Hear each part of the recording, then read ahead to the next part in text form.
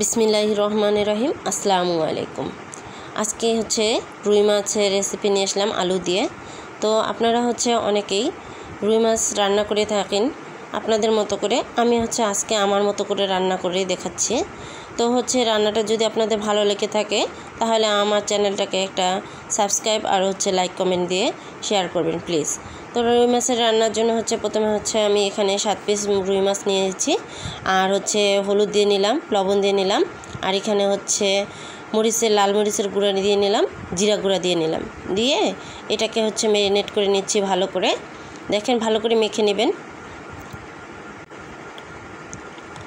তো ভালো করে মেখে নিচ্ছি আমি, কারণ লবণ মরিচ যদি ভালো করে না ঢুকে তাহলে মাছটা আমাদের ভালো করে ভাজা হবে না আর স্বাদও লাগবে না। তো এই জন্য আমি ভালো করে মেখে নিচ্ছি এখানে।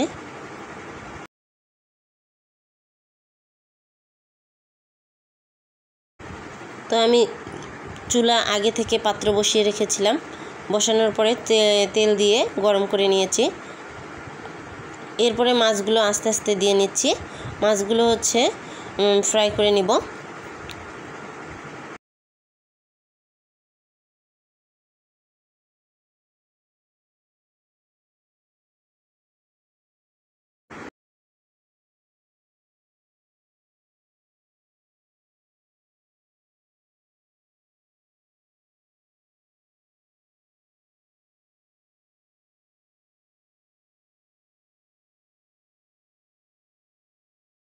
তো আমি মাছগুলোকে বেশি ফ্রাই করব না, তাহলে মাছটা খেতে বেশি ভালো লাগবে না।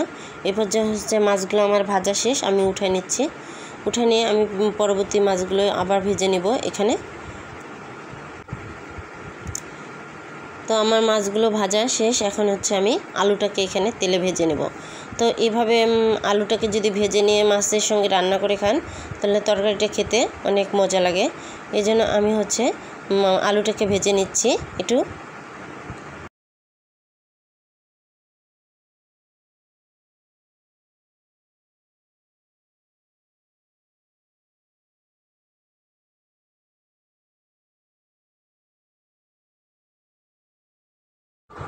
আলুগুলো কিন্তু একটু পরপর নেড়ে দিতে হবে, না হলে নিচে লেগে পুড়ে যাবে। তো নেড়ে নেড়ে আপনারা আলুটাকে ভেজে নেবেন।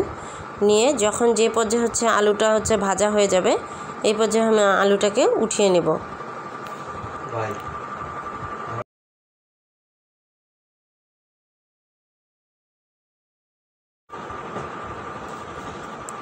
তো আমি আলুগুলোকে সবগুলোকে উঠিয়ে নিয়ে এখানে ব্যবহার করেছি বাটা পেঁয়াজ, বাটা মরিচ, আর এখানে কাঁচা পেঁয়াজ আলাদা, ফালি পেঁয়াজ এখানে কুচি পেঁয়াজটা ব্যবহার করেছি।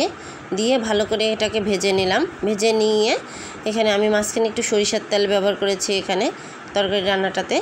আর পানি দিয়ে বাটা মশলা আমি পাত্রে বেটে নিয়েছিলাম শিলপাটাতে, সেই পাত্রের পানিটা এখানে দিয়ে নিলাম।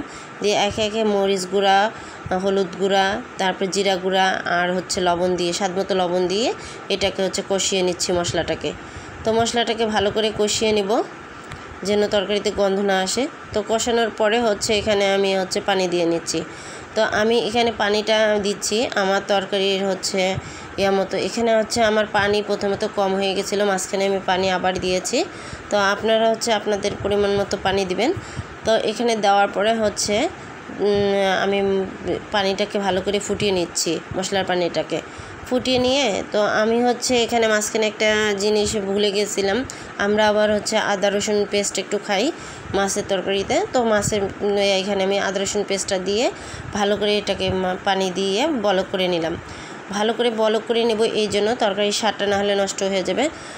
ভালো করে বলক করে নিচ্ছি। নিয়ে এখানে ভাজা মাছের যদি আমরা কাঁচা পানি দিই তাহলে কি হয়ে যায়, তরকারির স্বাদটা নষ্ট হয়ে যায় আমার মনে হয়।